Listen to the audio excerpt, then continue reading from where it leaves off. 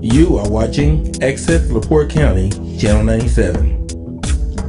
Coming up next is the January 9th, 2024 meeting of the LaPorte County Drainage Board. You can find more information for this meeting by visiting www.accesslaportecounty.org.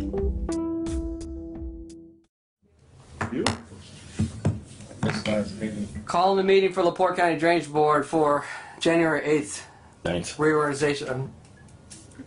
Is there a motion to appoint officers, or is there a motion to retain everyone in the position they are for 2024? I'll make a motion to retain the same officers we had from last year. Second. There's motion and second. Any other motions? Hearing none. All those in favor say aye. Aye. Opposed? There you go, Jeff. Welcome back. Pledge of allegiance. Okay, so let's stand at Pledge Allegiance. I pledge allegiance To the flag of the United States of America and to the republic for which it stands, one nation, under God, indivisible, with liberty and justice for all. Roll call, Christie, please. Jeff Tucson is absent. Hugh Glasgow. Here. Tony Hendricks. Here. Connie Grammarosa. here. Jeff Mintzner. Here. Pat Vance. Here. Brad Adamski. Here. Approval of minutes from last month's meeting. Move that we approve the minutes as presented. Second. Second. All in favor? Aye. Can't Motion. vote on that, wasn't here. Well, you can still read them and make sure they're right. Still got a quorum. Number 2, Warwick Ditch Project bids. Okay, before we get started on that, when I received the request from the property owner to have that cleaned and I put them out for bid, I was informed late Friday that some property owners had gone in and cleaned a portion of the ditch themselves and did not tell me that it was being done. So the scope of the project is going to be changed from the original bid. So a suggestion on my part would be, since supposedly they cleaned from the headwater to Highway 39, which was the bad part, but I know that's still blocked under 39, and then going east, we could still clean. It could stand a cleaning. So if you would like, or you can do what, you can obviously do what you want, but a suggestion from me is to just open the bids and consider them based on what was spec'd out and put out for bid, since everybody was bidding on the same thing, and then choose someone and then subject it to a change order for a cleaning from 39 going east. That's option 1. Option 2 is to throw the whole thing out and rebid it for next month. The portion of ditch that was cleaned by the property owner, was that a good job? I actually have not seen it because this came up late Friday, so I haven't even been up there. So I'd make a motion for you to give us the opportunity for you to go out and check the work that was done. And then indeed, if it's a good job, then have it rebid. Do I have a second? Second. Any discussion? Sounds fair to me. Okay. All in favor say aye. Aye. Opposed? Number 3, bank spraying bids. Okay,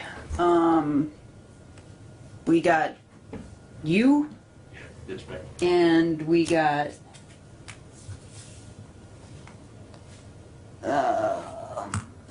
You got a bid with you? Go ahead and bring it up. I got more. I got another one.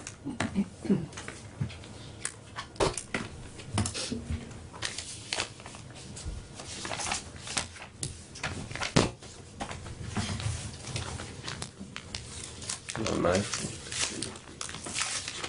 They were nice and paint theirs. Yeah. Still consider things. Just got 2 then? Yes. There were only 2 people on the bidders list for All right, this is from Dalton's Chemical Vegetation Control.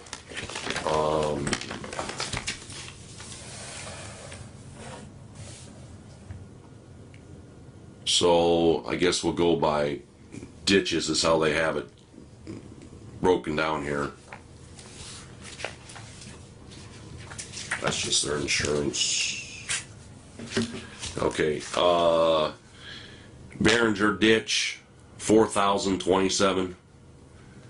County Line Ditch, 7,231. Little Kankakee River, 5,822. Rodman Ditch, $13,438. Bull Ditch, $5,649. O'Hara Ditch, $10,125.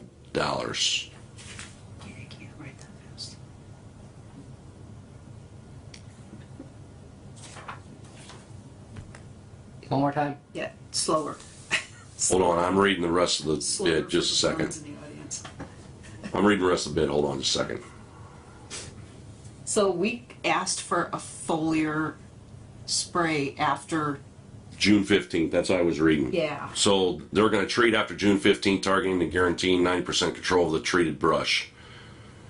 For the most part, most of these ditches have been maintained on one side, however, would treat all brush up to 15 feet in height on the unmaintained side while traveling on the maintained side. So they're going to side, both sides of the ditch are going to be treated by these guys. So I'll reread this again.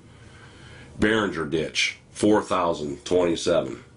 4,000, and this is from Dalton, This is Dalton. 4,027. County Line Ditch, 7,231. Little Kankakee, 5,822. Rodman Ditch, 13,438. Bull Ditch, excuse me, 5,649. O'Hara Ditch, 10,125.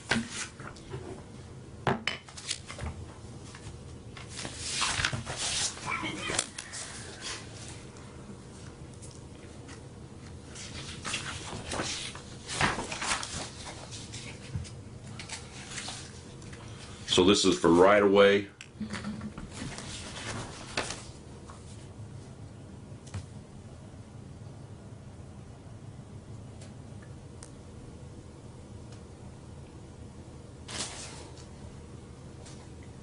So they're going to be spraying 3 quarts of Garland, 1.5 ounces of Escort, 1 pint of Arbon film.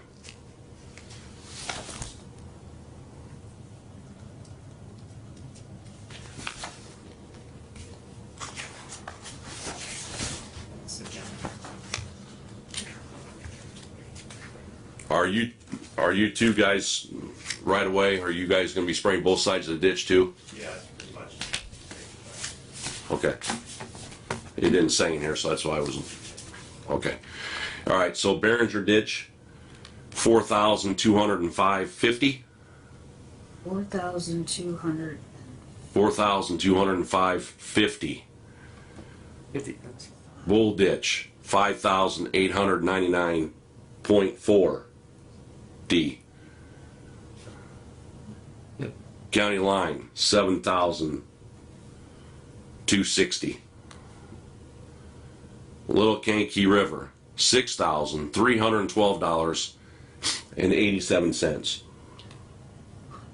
O'Hara Ditch, $11,385.64. And the Rodman Ditch, $14,031.68.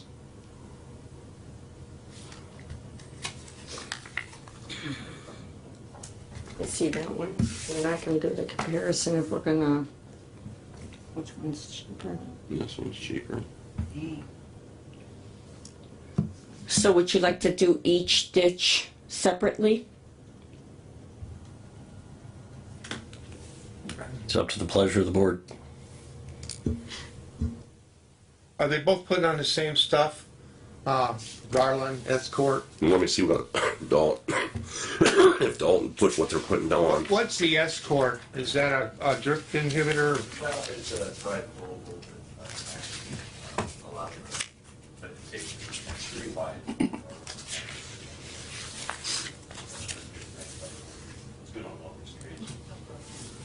There's gonna be a lot of questions.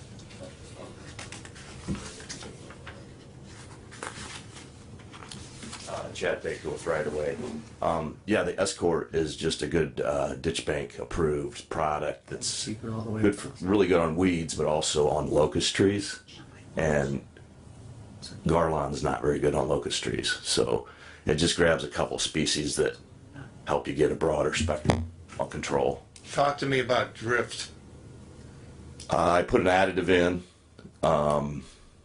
Other than that, these products do not volatilize. What additive do you put in? I use a product called Control. It's made in central Indiana. Real good additive. Is that Arbor Film? Arbor Film, are you familiar? No. What is just Arbor Film? Just like a new film, non-ionic surfactant. Oh, That's it's a sticker oil. wetter. It's a sticker. Yeah, Okay. sticker wetter. So it's got some drift control and defoaming agents in it too. So it's a lot better than crop oil, I guess is what I'm saying. It's a lot more expensive. Diesel fuel? 30 years ago, yes. Okay, so I guess I'm gonna question this. Do we know what Dalton's gonna use for chemical? Does he have it in his? I don't see where it's in here. I'm looking. Is there a cell phone number? Oh, Because in my eyes, that's gonna make a difference. Well, right now, we got right-of-ways a little higher. Well, he's standing here talking to us about his product too. We don't have to take the lowest bid. Lowest and best. This one. I mean, while I have you guys, I'd like to potentially entertain the idea of doing some dormant work. We did some dormant spraying last year because of the timing and the amount of area I treat in 3 states. It could open up the window a little bit earlier to not cause any kind of crop damage. And we did several miles. We've done it 2 or 3 times. And had pretty good success with that. That is something that could be done in weather dependent in April or earlier. What is it you're using for dormant? It's a whole nother animal. It's more surfactant, but it's bark oil. So like what you put in stump treat and Garland 4. So Garland 4 you do not use when it gets above 85 degrees or you buy a lot of beans. So it is something you can use and it goes through the bark. So you're spraying it before it leaves out. Been doing it for 30 years and I would still stand behind everything. So if we did an early application and the quality of control wasn't there, I would still come in and fix it up after the June 15th. How much cheaper is that? It's not. It's more. It's more chemical expensive. cost wise, it's about 3 times. But for me and the amount of miles I do, I can get something done earlier. You know, I do about 3,000 miles of county ditch banks a year, and it's only during May 1st to August 31st. So I'm trying to stretch my window a little bit more. Seems like the early spray would be less chance for drift. Yeah, there's nothing up.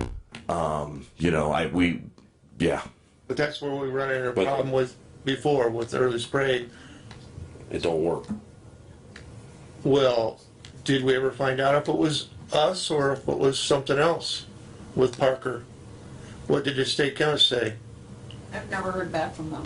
Ever anybody? When I looked at the site, because it was us that did it, me personally was on the job, spraying the application. I can't explain what it was, but there was not enough product that I put down on the ditch bank to cause that to happen. And he was planning the day I put it up. And So that was you guys that sprayed? yes, the product came up and then it wilted. And, his ag sprayer guy came in and took a picture of it, and then all of a sudden I get blamed. But I personally looked at it, and like I said, we do hundreds of acres, 3,000 miles a year, and this was a case that I've never had in 30 years where it's looked like that. So, for anything to volatilize, it would have had to been above 85 degrees, and we were not there on the 25th of April. It was the day they were planning, so if my product went out, nothing should have came up. But you still had merged soybeans, and then 3 weeks later, they're saying I did it. They weren't even out of the ground. Well, I'm with you. I was wanting to see the state chemist report on that. I walked that field after the damage was reported. I harvested that field with seed the previous year, and I know that there was a lot of damage from seed corn herbicide on soybeans, and I think that's what it was. It was a Callisto product, my opinion, but until the state chemist says something, Yeah. I can't. I talked to her personally. I think she pulled samples, and Purdue has a new plant toxicology division. I don't know how many millions they spent on it, but it's going to detect what's in there. But it could have came from the other fields. You know, it looked like it was drift from me, but there was not enough vegetation on the ditch, so the drift was not on to cause any kind of a drift to come over. I know last meeting, this board wanted a June application, but you brought up that possibly you could do it earlier. Just hypothetically speaking, would the early application be the same money? Yes, if it's spec'd out that way, no, it's not normally. It's Tony Hendricks. But I'm saying it could be done, and I would hold these numbers that are dormant spray. In your opinion, which works better? Well, foliar, Yeah. What was that? you're driving over crops, so if I can get in there when crops aren't up, Here, and you have happier farmers. But foliar has more chance of drift, right? The later June application? Yeah. Yeah. There's nothing's up. Okay, I'm sorry, but I was spraying ditch banks when you were a little kid. Yeah, I don't spray the acres, but I spray about 10 miles every year. yeah. Kind of familiar with it. What do you use? Triclopon Escort. Garland. Garland. Yeah. Garland. Yeah. Drift's definitely out there. I mean, LaPorte, which is Garland and Escort. Okay, so they're using, how did he say how much Garland? Okay. They're using pretty much the same thing then.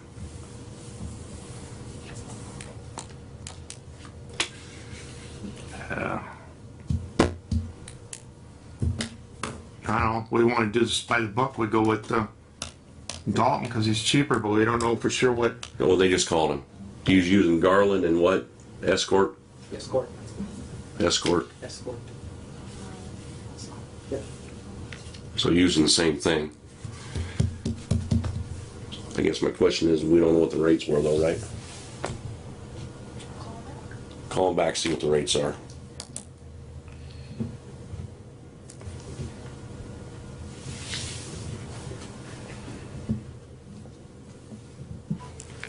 What do you figure you use per acre as a gallon of water then? we're doing high volume, so we're Good morning, Lexdale.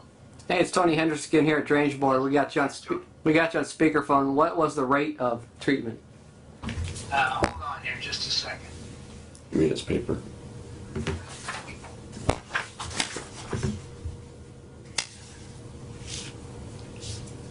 Be right back with you. I'm sitting in a meeting with Brad Bollinger. He's our owner, and he actually submitted the bid.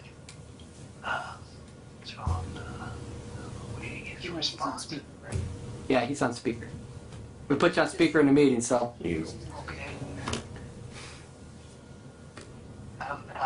You all, oh, okay, Brad.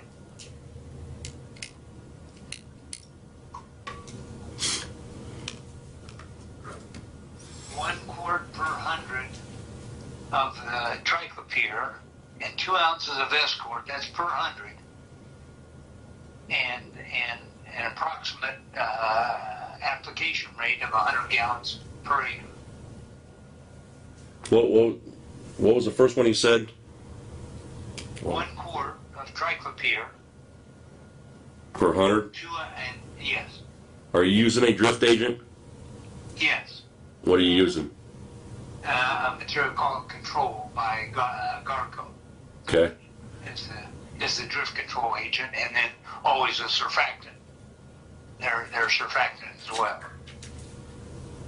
Okay. All right. All right. Thank you. Thank you.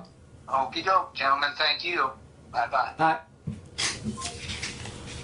So now I'll ask you again. It's the same. So you're spraying about 100? Yeah, that's an industry kind of where you go. It's 100 gallon to the acre, 100 gallon per mix. So the mix that we're describing is what. Okay, so I'm going to throw this out there. So he's using 3 quarts of Garland, and that guy's only using 1 quart. So that pretty much makes my mind up what I want to do, but I can't make the motion. So It's a motion to use, okay, so I'll make a motion that we accept right away bid. do I have a second? Second. All in favor? Aye. Aye. Opposed? All righty. Thank you. Thank you.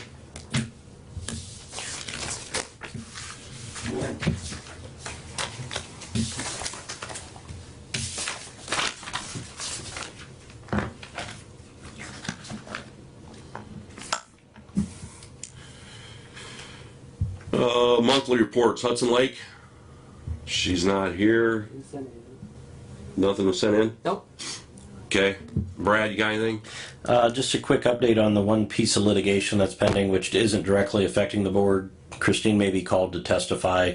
That's currently scheduled for the end of February for a trial date in circuit court. One of the parties did file interlocutory appeal, which means appeal during the pendency of it. The appeal is to say that the court doesn't have jurisdiction, that they still have to come back before the board. So it's possible it won't happen before February. If that appeal gets heard by the Court of Appeals, they could kick it back, and then they would have to come before the board. And this is on the Bernanke issue from years ago. So if it looks like it's going that way, we'll advise the board before it gets to you. But that's just an update on that litigation. If the appeal doesn't go forward, then they're scheduled for the end of February. I'll have probably a brief update at the February meeting and then a recap afterwards if that's what happens. But right now, your only involvement is Christine potentially being called to testify as to the procedure that went on years ago. And then I'll be there essentially supporting her as a witness, but not as an active attorney. So that's all for attorney reports. Okay. Anybody got any questions? Tony? Just the Kankakee River Basin Commission meets on the 19th right here at the LaPorte Library Technical Building Exchange at 9 in the morning. 9:30? 9:30 in the morning. Right after they open, right? That's all I have. All right. We got a meeting Thursday for the joint boards. So for them, I'll be attending that. Claims, White Ditch, Michiana Shore, Superior Excavating, 2600. Yep. So he got that work done last week, and I looked at it Friday morning, and I think it looks beautiful. You okay with it? Cool. And so thank you. Good job. And that comes out of the White Ditch, Michiana Shores. That's real nice. So motion approved. Motion to pay. Second. Second. All in favor? Aye. Opposed? Motion passed. Public comment? I have an additional claim that came in after the agenda went out. So we had beavers on Bull Ditch again, like we always do in the same spot. And I have Dennis Mann from Tree Man as my perpetual trapper. So he was able to go out and take care of those again and take the beaver dam out. So his total is $260. Motion to approve. Second. All in favor? Aye. Motion passed. Thank you. Now, are you finished? Yes, I am. Now we will move on to public comment. Any public comment? All right, we'll adjourn next meeting February 13th, 8:30 at right here in this room. Thank you.